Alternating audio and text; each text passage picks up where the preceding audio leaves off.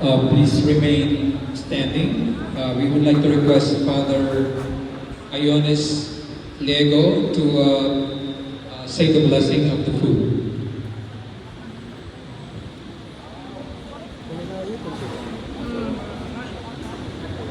We say the blessing in the name of the Father, the Son, and the Spirit.